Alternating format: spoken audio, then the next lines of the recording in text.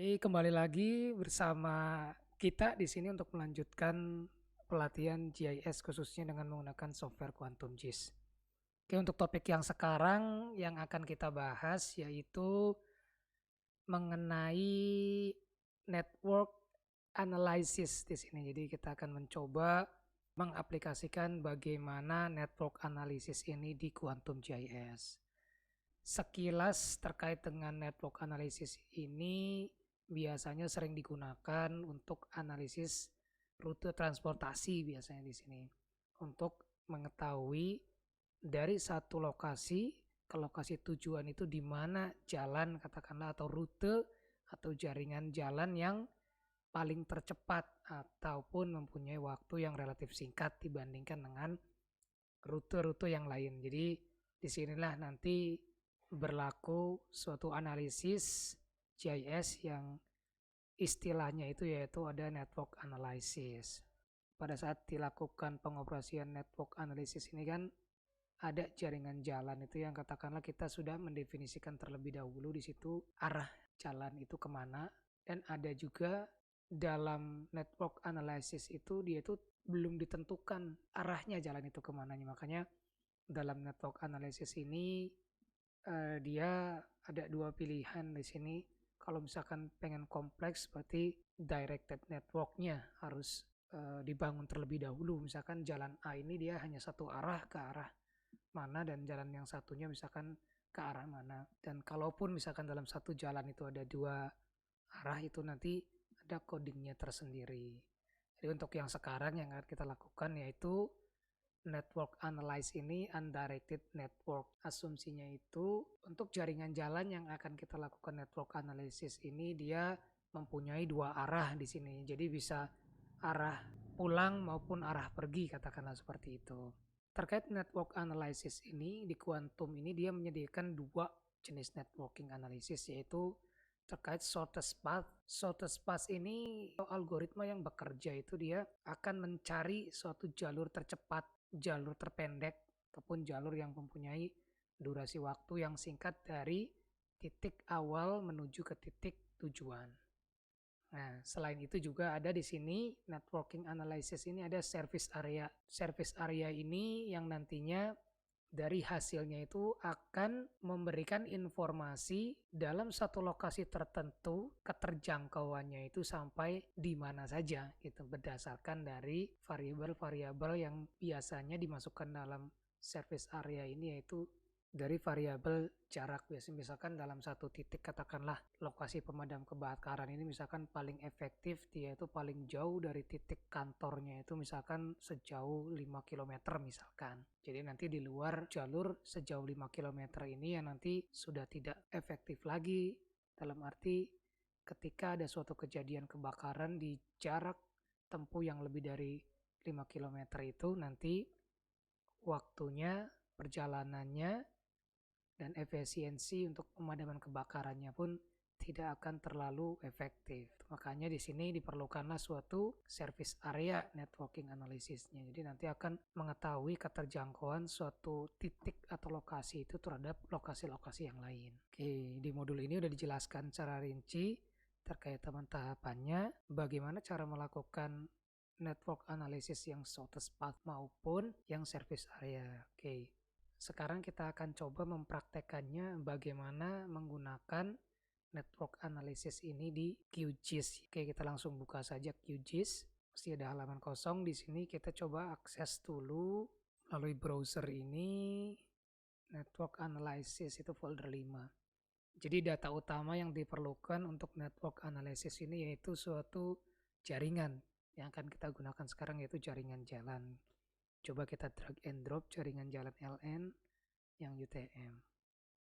Oke, ini merupakan jaringan jalan. Jadi jaringan jalan ini saya dapatkan sumbernya itu dari data RBI skala 1:25.000. Jadi bisa di-download data ini melalui website Inagio Portal. Oke, di sini kita sudah mempunyai jaringan atau misalkan jalan. Jadi dia saling terhubung network satu sama lain, tidak ada yang terputus. Kalaupun ada yang terputus seperti ini dia tidak akan terhitung jaraknya di sini ya, akan diabaikan pada saat eksekusi network analysis ini. Oke. Setelah kita membuka jaringan, selanjutnya kita tentukan dulu misalkan lokasi-lokasinya, misalkan kita taruhlah di sini ada 2 lokasi, misalkan dari lokasi A ke lokasi B. Coba kita tampilkan dulu labelnya.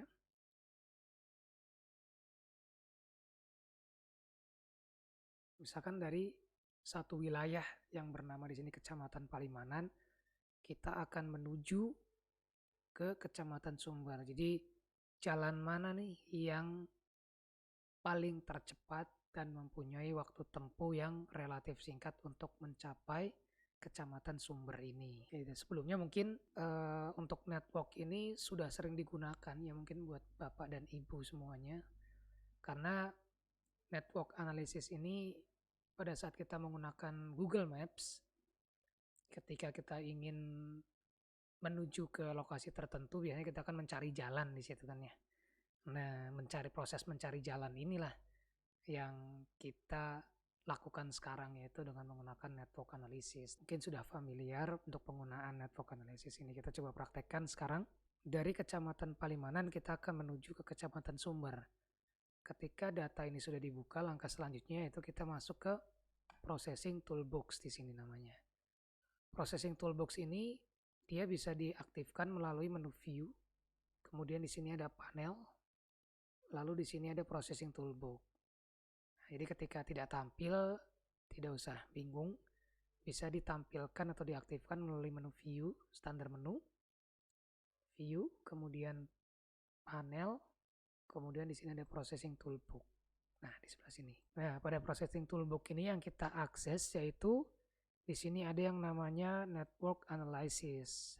Jadi kita akan mencoba mempraktekkan yang pertama yaitu bagaimana cara menggunakan Network Analysis dengan fungsi shortest path. Jadi mencari rute terpendek atau tercepat. Ada 2 pilihan, 3 bahkan di sini ya.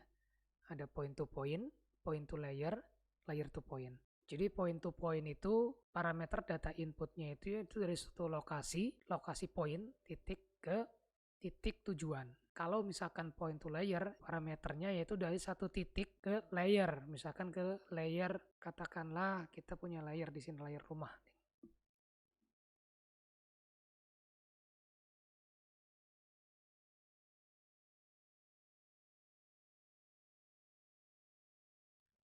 Kemudian untuk shortest path ini dari yang point to layer, jadi misalkan seperti ini. Dari titik rumah, kita ingin mengetahui rute tercepat pada semua feature di layer lokasi UTM. Jadi ketika kita memilih lokasi UTM ini, nanti semua feature yang ada di lokasi UTM ini dia akan terkalkulasi di mana rute yang tercepatnya itu dari rumah ini, dari titik yang rumah ini.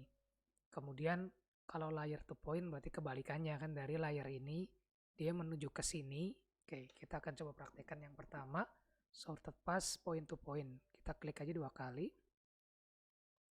Di sini akan keluar muncul menu shortest path ya, sini ya point to point. Jadi parameter yang digunakan pertama di sini ada vector layer representing network. Jadi networknya di sini jaringannya ya.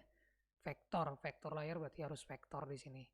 Vektor yang mempunyai jaringan di sini yang merepresentasikan jaringan. Kita pilih jalan di sini. Oke. Kemudian di sini path type to calculate itu shortest, di situ kita pilih. Nah, kalau misalkan kita memilih fastest, nanti hasil kalkulasi di atribut tabelnya itu berupa jarak tempuh di situ. Sedangkan kalau misalkan shortest, dia nanti jarak yang keluar. Kita coba pilih shortest dulu. Kemudian start point di sini. Nah, start point itu kita isikan koordinat di sini, starting koordinatnya itu dari mana. Cara memilih starting koordinatnya itu kita klik yang namanya start point di sini yang ada simbol titik 3. Kita klik, kemudian kita beralih ke data view, kemudian kita tentukan lokasinya di mana. Kita klik sekali misalkan di Kecamatan Palimanan. Biar nempel kita aktifkan snapping ya. Nah, Kecamatan Palimanan, klik kiri sekali. Nah, dia langsung akan terpilih di sini ya koordinatnya. Di sini koordinatnya menggunakan UTM ya. Kemudian untuk yang endpoint ini kita tentukan lokasi tujuannya di mana. Jadi pada icon titik 3 ini kita klik lagi. kemudian kita arahkan ke titik tujuan, misalkan di Kecamatan Sumber, klik. Dia langsung akan terisi di sini nilai koordinatnya.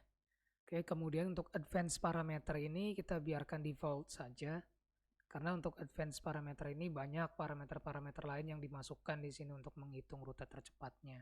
Untuk pengaplikasian advance ini mungkin untuk yang di tingkat lanjut nanti ya selanjutnya. Nah, untuk yang sekarang kita biarkan default. Kemudian untuk shortest path ini kita isikan tempat penyimpanan vektor hasil kalkulasi shortest path ini. Kita klik di sini, kemudian save to file. Nah, kita buat di sini misalkan rute tercepat 1, katakanlah di sini ya. Untuk save as type-nya save file atau SHP, di sini yang dipilih. Kemudian save, kemudian kita langsung klik run saja. Oke, dia akan mengkalkulasi di sini. Sudah selesai, akan keluar log di sini. Jadi task complete katanya selesai. Coba kita lihat hasilnya. Hasilnya yaitu ini berupa garis di sini ya outputnya. Jadi outputnya ini berupa garis, di mana garis ini yang merepresentasikan jalan yang tercepat dari lokasi Kecamatan Palimanan menuju Kecamatan Sumber adalah jalan yang ini. Coba kita nonaktifkan jalan ini. Nah, jalan yang ini yang paling tercepat. Kalau misalkan kita tebalkan,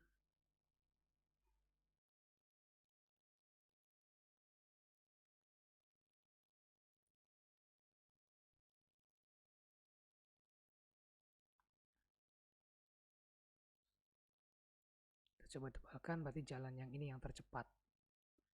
Nah, coba kita lihat isi atributnya itu seperti apa.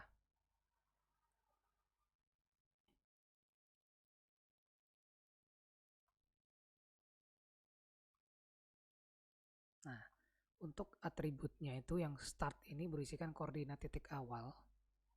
Kemudian untuk yang end itu berisikan koordinat titik akhir tujuan. Jadi di sini ada cost, di mana cost ini untuk yang tadi kita pakai shortest path atau pakai path, di sini merupakan jarak dengan satuannya karena kita pakai UTM. Jadi untuk satuannya ini itu meter. Berarti di sini ada 10.000 meter di sini ya untuk jaraknya dari Kecamatan Palimanan sampai ke Kecamatan Sumber yang paling terdekat. Kita simpan dulu, kita coba yang kedua. Di sini ada point to layer. Kita nonaktifkan dulu. Nah, yang kita akan coba di sini poin yang akan kita tentukan di sini yaitu dari lokasi rumah ke layer. Layer yang dimaksud yaitu layer lokasi untuk yang kita akan lakukan sekarang. Kita coba praktekkan, klik 2 kali. Nah, untuk parameternya ini tetap yang pertama vector layer representing network itu jalan. Nah, di sini kita shortest ya untuk jarak. Nah, untuk start point itu tentukan lokasi koordinat awalnya. Kita klik lagi tombol 3 ini. Kemudian kita klik dari rumah misalkan. Nah, setelah diklik, kemudian kita tentukan vector layer with endpoint. Jadi vektor layer tujuan kitanya di sini ya. Klik lokasi UTM. Ini lewatkan default saja. Kita simpan di sini. Save to file. Rute tercepat 2 di sini. Oke, kemudian run di sini ya. Kita klik run. Dia akan processing algoritmanya. Oke, sudah selesai, task complete. Kita coba cek. Jadi di sini ada layar hijau. Kita coba nonaktifkan jalan dulu. Nah, dari lokasi rumah menuju lokasi Kecamatan Palimanan dan Sumber, yaitu rutenya itu ini dan ini.